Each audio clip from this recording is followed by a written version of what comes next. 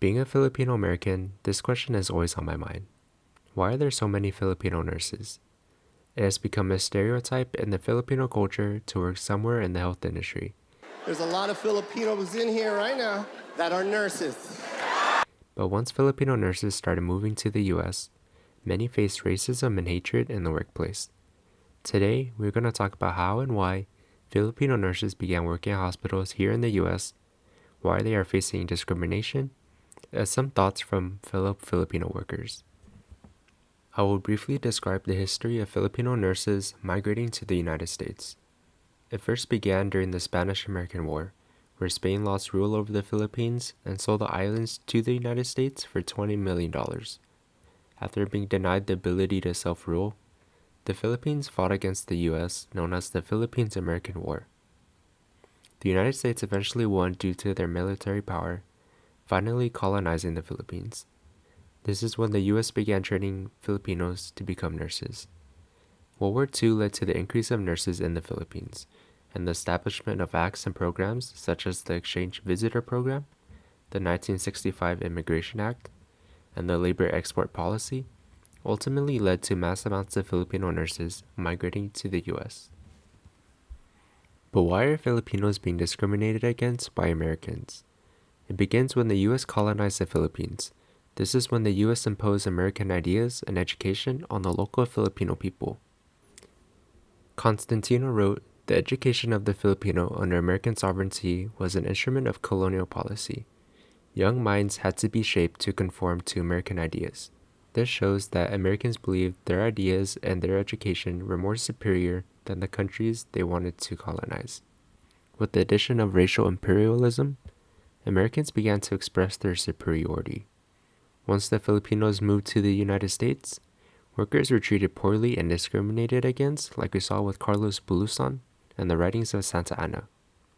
Santa Anna wrote, "Since Filipinos were colonial subjects while the Philippines was under U.S. colonial rule, white Americans perceived them as submissive laborers and as racial threats. Some were called monkeys and were classified as a bachelor society. Fast forward today, racism has lessened due to equality rights and movements such as the United Farm Workers. But some Filipino workers still feel discriminated against in the workplace." Jose and Merife Stars are healthcare workers who were born in the Philippines, migrated to the United States, and recently obtained their U.S. citizenship. Jose is a registered nurse at Sharp Hospital, and Merife is a dietitian at Paradise Valley Hospital. Here, Jose explains how education in the Philippines is considered a lower standard than here in the United States. The root, I guess, is number one is they think your education is not enough.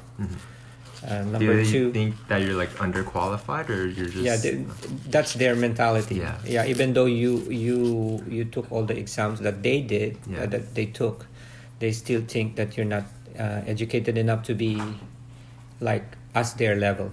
I think I see like a little bit of discrimination, especially when it comes to the education. They're thinking that you're coming from the standard of education is different from what they have right here in the US, and I guess that's one of the reasons why they look down on you.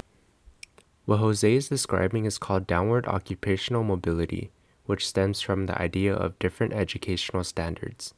This results in highly qualified Filipinos getting put in jobs that undermine their qualifications, experience, and education.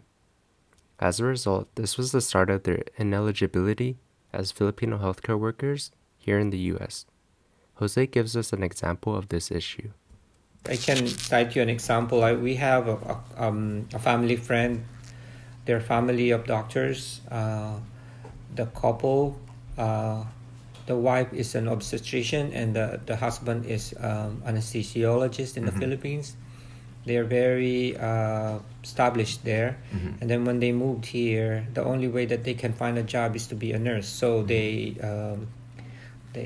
took the exam, and now they're practicing nurses and not doctors. In the next section, Merife describes the experiences her and her coworkers, who are mostly minorities, face against their supervisor. So the supervisor is the one, because I've been in this hospital forever, for 15 years, and my boss just came like in 2018. So sometimes I feel she wants to get rid of the old employees so she could hire the people that may be loyal to her. So a lot of the Filipinos, especially the food service worker, have left. She kind of didn't really treat them with respect. She looked down on them, especially to the Filipino, wherein like somebody who has his permanent job doing the snacks, and then she will assign them as a dishwasher, pots and pan. So that's a difficult job. So she's gonna give you the difficult task, and she may embarrass you in front of other people.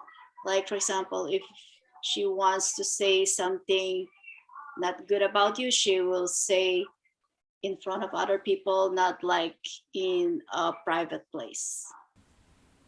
In the end, Filipinos were able to migrate to the US thanks to their colonial relationship. But due to American imperialism, Filipinos were ultimately looked down upon based on their race and education, which carried over during their migration to the States. However, people such as Jose and Marife use this as motivation to work harder and become more successful. This is something others, including myself, can learn from when faced with new challenges in our everyday life.